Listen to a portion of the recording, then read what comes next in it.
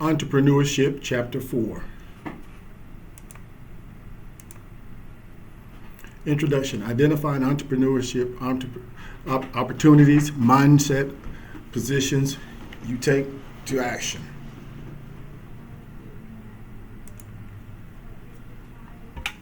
What is the opportunity in entrepreneurship? 3 characteristics of opportunities. We look at potential economic value, novelty or newness, perceived desirability. Potential economic value is what type of impact will it have? Is it going to be something that's actually desired, wanted, or needed by individuals out there? And that's not defined by you, it's how others perceive it. Novelty or newness.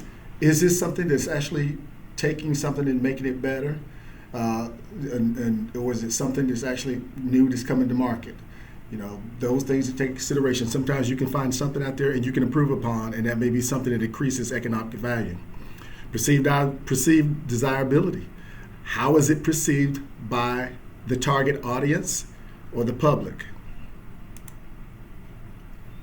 Possibility of generating value.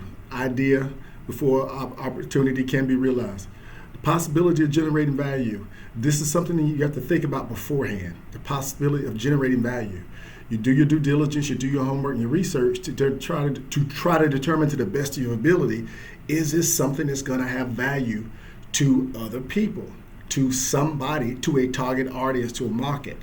And the idea before opportunity can be realized, this is something you have to come up with the idea. Before you can be a realization, it has to be an idea. And that is not as easy as it sounds, because if it was, everybody we know would be millionaires, including myself, because we would have thought of a great idea. So a good idea has to be realized, has to come to life before it can be realized. Innovation, invention, improvement, or irrelevant. These are the things you have to take consideration. Identify ideas likely to succeed. You sit down and you think about ideas that's likely to succeed. Again, either you're providing something that is a need or a want, or it has an audience, it has a market, and it's for a unique type of reason. Rating ideas based on dimensions. You got to look at your ideas and you kind of got to rate them to see, say that you have a concept to do something in particular, but you have a couple of different ideas. Go through and rate those in ranking and see the possibility, which one has the most likelihood of being successful. There's no such thing as a crazy or bizarre idea. All ideas are something when you first come up with them, all of them has potential. Potential doesn't mean that all of them will pan out and all of them will become realistic and all of them will find a market. No, but it means that they all have potential. So there's no such thing as a crazy or bizarre idea. First step, idea generation. You got to sit down and you got to start thinking about the ideas. And this is probably where you say either you're writing them down, you're looking at it, you can visualize what it is. Idea generations. And when I say idea, I'm really talking about multiple ideas. Now we're talking about the quantity and the quality of them. You look at them and you say, okay, this actually is more feasible. Not crazy or bizarre or stupid. Something seems more feasible than others. Look at the quality and look at the quantity of what you're talking about to see, is this something that actually I can move forward on, or this something I have to let fall by the wayside? The myth of the isolated inventor. Ideas don't begin fully formed. No, they don't. This is something where they start as, let's use this as an example. From a baby to a toddler to a kid to a teenager to an adult, ideas will do the same things. They don't begin fully formed. They're going to start that way, and they're going to grow just like we do. Inventions evolve for many different reasons. So in order to have an invention, you first must have an idea. And then if it's successful, then it becomes an invention. Inventions will evolve and survive based on many different things, not just you as a person, but also external factors that come into play. And it's voluminous amount of those, to include the market, what you have, if it's a product, what ingredients did you use, or use something inferior, whatever, Any number of things can come in play, but they evolve for many different reasons. And the ones that evolve ultimately become successful. Build your idea generation skill set. Scanning for new opportunities. So when you're scanning for new opportunities, this basically means that you're always open. It's like 7-Eleven, the commercials, you say 7-Eleven is always open. You're always open, and you have a mindset that's open. And a lot of times when people are scanning for opportunities and stuff, they can see things that others cannot. But they're open to it versus someone who's closed-minded to it. Prior knowledge, so prior knowledge is you having some knowledge about something that you actually, so give you an example, if you were someone who worked in a particular industry, and based on that particular industry experience, you see something while you're scanning. And you become alert to it because you had some prior knowledge. Other people who don't have your background, they would not. So therefore, that's the reason why you're seeing it and other people didn't. Connecting concepts and to create. This is connecting things, concepts, to create something that others would not be able to do. Taking something from over here and connecting it to something else to create something. And that's what some people, entrepreneurs, have been able to do. Biosation and pattern recognition is when you have two things that are unrelated, but you bring them together through your thought process that others wouldn't.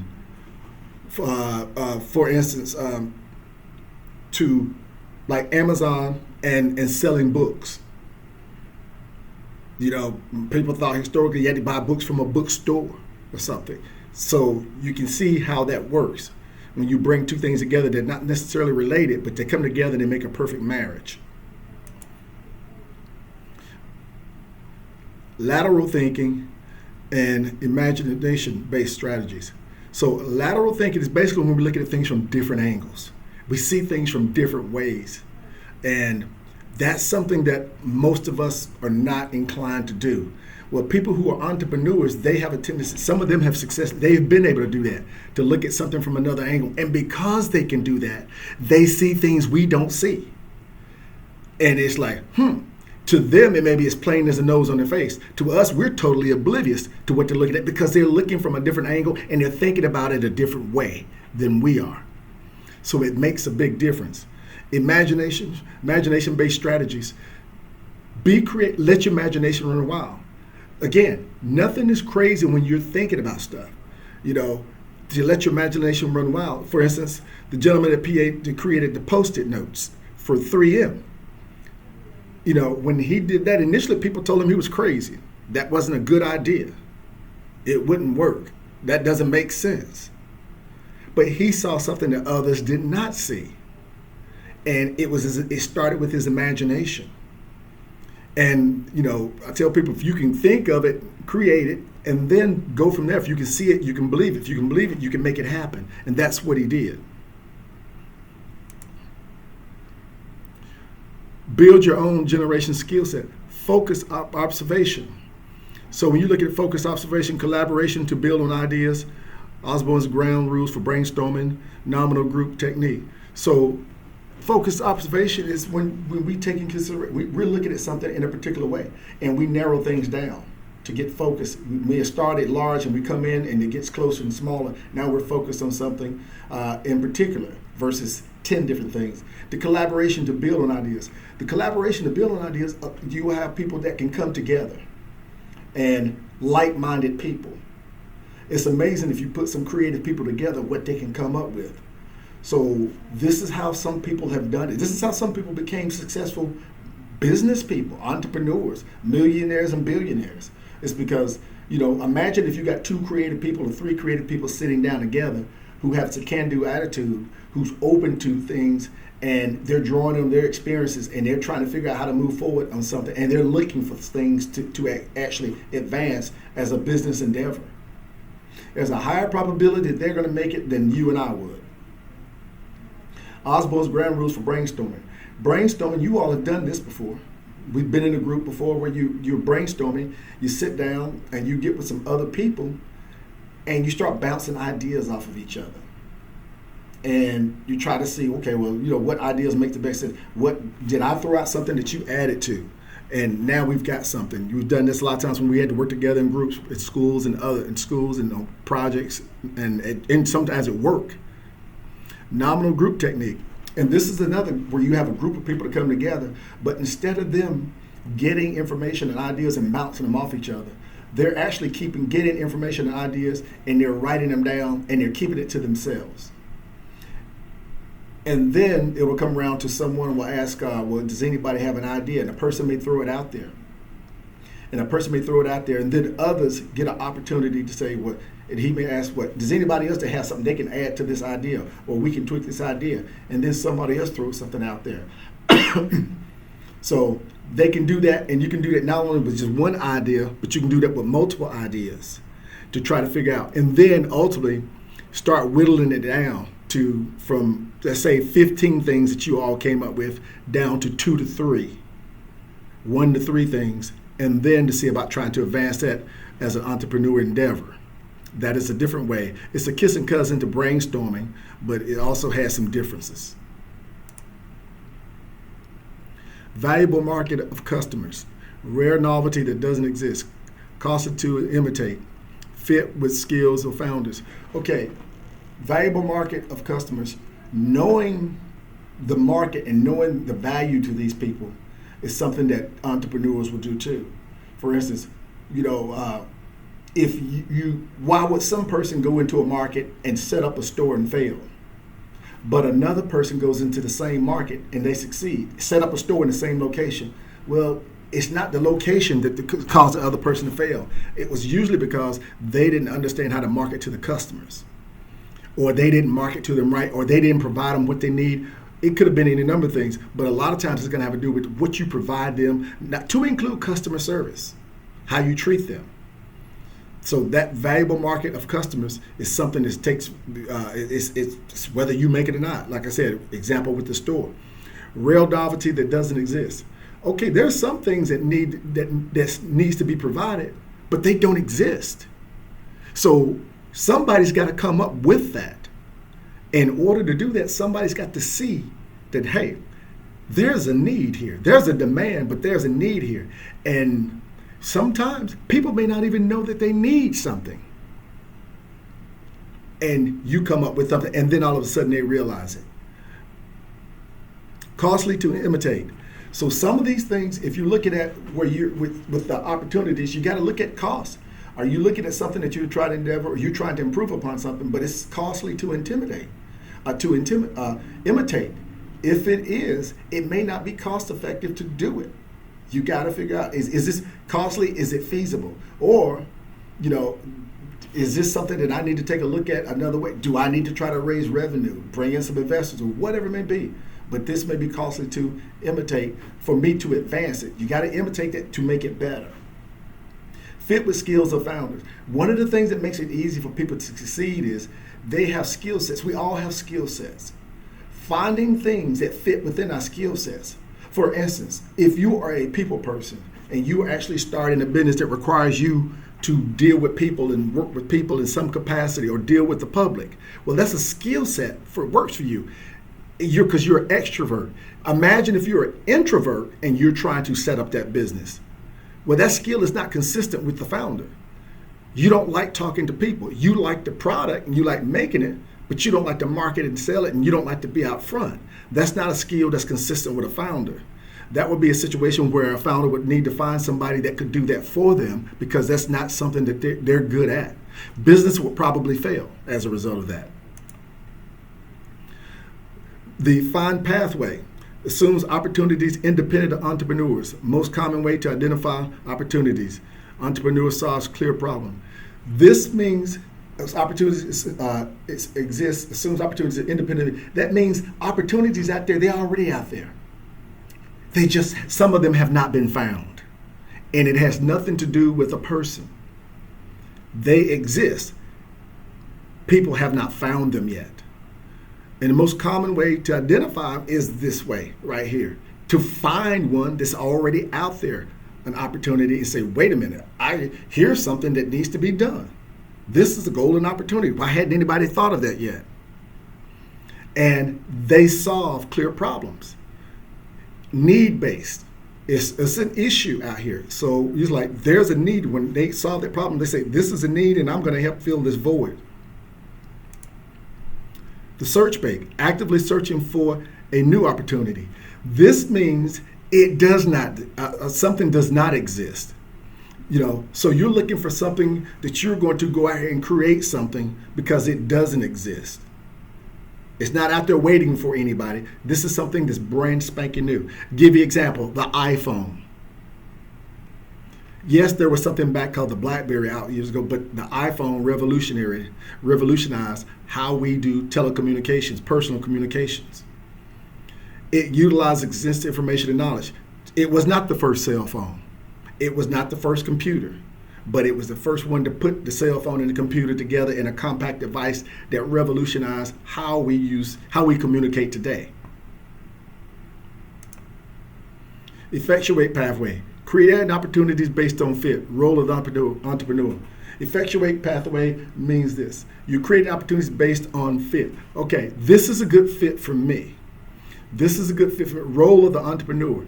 With my background, I can go and do this right here and be very successful at it. Versus, I found something that works, but I don't particularly have the background for it. So creating opportunities based off fit. Not only when I say fit, but also your wants, your desires, things that comes natural for you, your natural abilities, your knowledge. It's a good fit for you. So realistic, for instance, if I was going to try to start some type of yoga program that involves healthy food or something like that in a community where I had a lot of educated people who are health conscious and stuff. But my background is physical therapy, nutrition, and things along those lines. You see, that would be a good fit for me. I would actually have instant credibility with the people who would come in to talk to us about the business because of my background. Design pathway, focus on unmet customer needs. Creates new market, find and search, effectuate and design. So what we're talking about here is focus on unmet customer needs. These are things that people have needs, and for instance, and sometimes they don't even know what they are, but they have needs and don't realize it, or they have needs and they do realize it, and nobody's come up with a solution for that. So here again, we're talking about creates a new market. This is a lot of times when people who got to find and search for those types of things. And say, you know what, I found something that takes care of this. For instance, if you have something where you have a certain type of mosquito that's actually affecting a certain group of people in a certain part of the world, and then you're like, you know what, and nobody looks at it because it's only a small group of people when you consider the whole world. But you do. You look at it and you have a science background or wherever, you've studied stuff along those backgrounds before. And you come up with something that actually a vaccine that helps these people. That's new. That's met a customer's need. And so now you've got something that anytime this pops up in the world, you actually have a product that actually would take care and keep these people, help a vaccine to help them. Identify new opportunities. Find migraine headache problems. Improve existing problems. These are issues and problems that exist out here, and nobody's figured out how to deal with them. Call them migraine headache problems because they're bad. They're pretty vast, pretty consistent, been around for a long time. Now, how do I improve on that to alleviate this headache? And this is analogy speaking here. To alleviate that headache in the public for the people. How do I do that? Improving upon something that they already have. That right there is something that you see a lot of times where people can do that. They didn't come up with something new, but they improved upon something to take care of a serious problem. Discover. Search problem-rich environments. Look based on experience. Consider everyday challenges. Think about opportunities elsewhere. So here we're looking at searching for problems that are maybe environment. These things are look based on experience. Consider everyday challenges. When we see things every day, we're searching for problems, we're looking for stuff, and we think about opportunities elsewhere, not necessarily centered around me. My experience, yes, but it necessarily might be centered around other people. And this is the problem-rich environment because it may be a pretty significant problem. And a lot of times when people solve problems and they do end up making money or becoming very successful, that's what they found, a problem-rich environment, something that's pretty vast. And I'll give you an example. COVID was a worldwide pandemic. Look at all the issues, not only associated with health, but business issues, supply chains, and all the things that got screwed up. Imagine if somebody came up with something that would take care of an aspect, one of the problems that was associated with what COVID did to the world.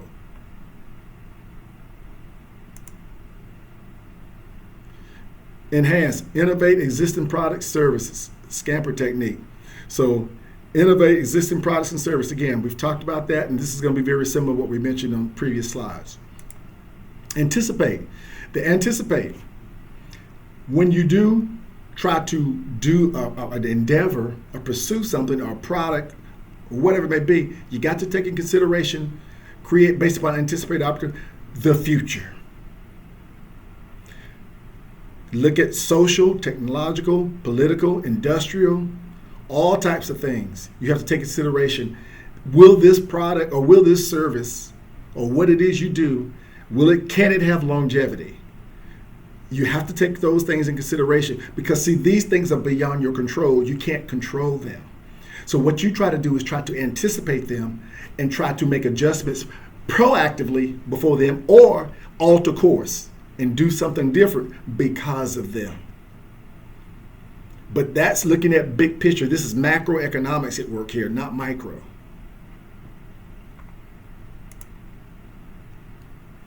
Target, create a solution for a specific group. Emphasis on product market fit. Here we're looking at a specific group of people, or a specific group of folks, a country, a community, whatever. Emphasis on product market fit, something that works for them. For instance, do you have a different ethnicity than other people, and then people who share the same ethnicity as you like certain things? And if they do, you know that. And you may be able to come up with something that's specific for that group of people. And it may be something that's very successful. It's a product that fits that market. Doesn't work in other markets, but it works in that market. But it doesn't matter. That's what you were designated. That's what you were actually aspiring to do, was come up something for a specific group of people. And you did it successfully. That was product specifically for that market. And these could have been things that they could have, similar to what they came, when they came from another country, they come here, but different also. Because you're not just giving them exactly what they had at home, but you're giving them something in addition to that makes it unique. Evaluate, reduce ideas to most viable, work on ideas that have potential, shift in analysis. So when you evaluate, this is when you say, if you started out with 10 ideas, you want to reduce that down to 1 to 3. Get it down to 1 to 3 that are the most viable, that has the most potential. If you can do that, then your likelihood of being successful, it increases. Work on ideas with the potential. Shifting to analysis. Now you start analyzing the situation and looking more in depth with these 3 versus those 10. The other 7 may not have been bad, but these 3 are you consider to be the best.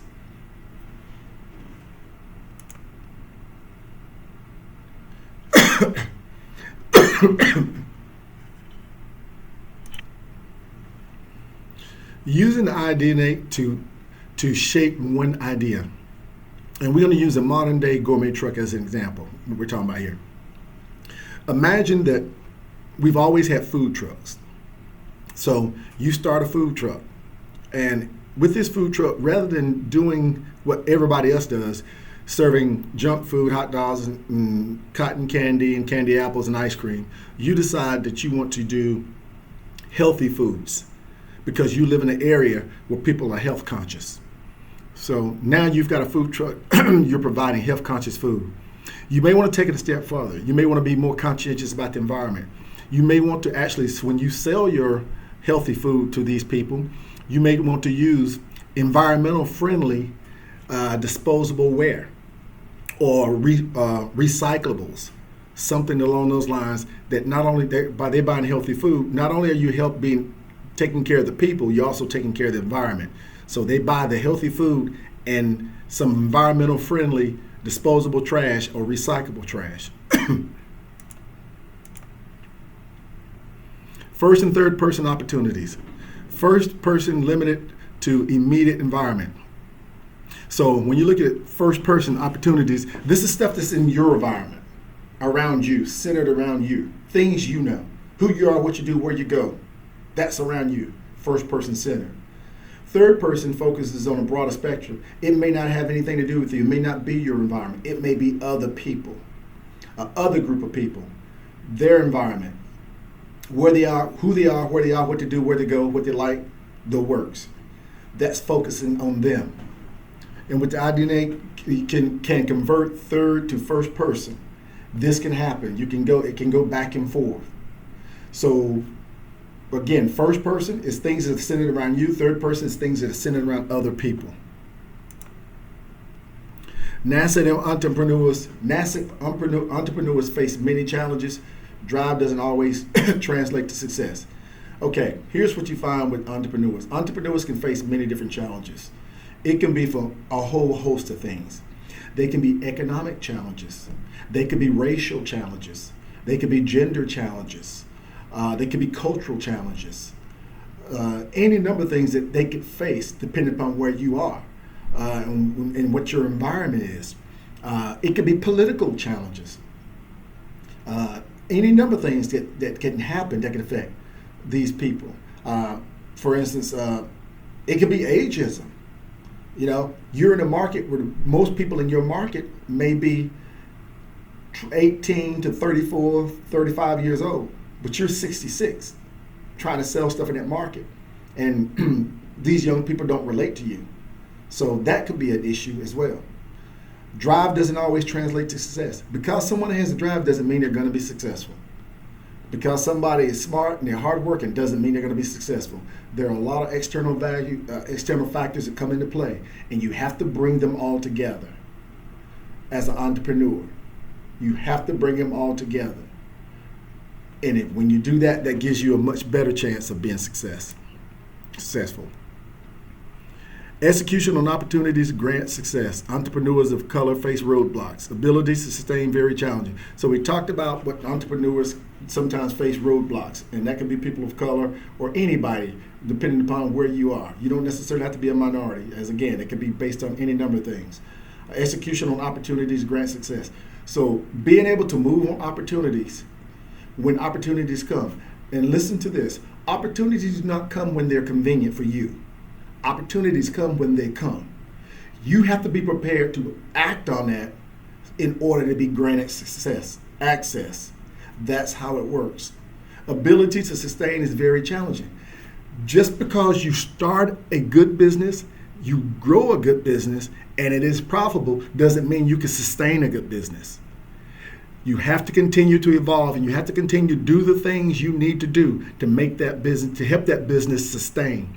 If that means adapting, sometimes changing course, doing some things different marketing, different product, different service, whatever it may be, different target audience, you have to ensure that its ability to sustain is legit because you are doing the things to make it successful.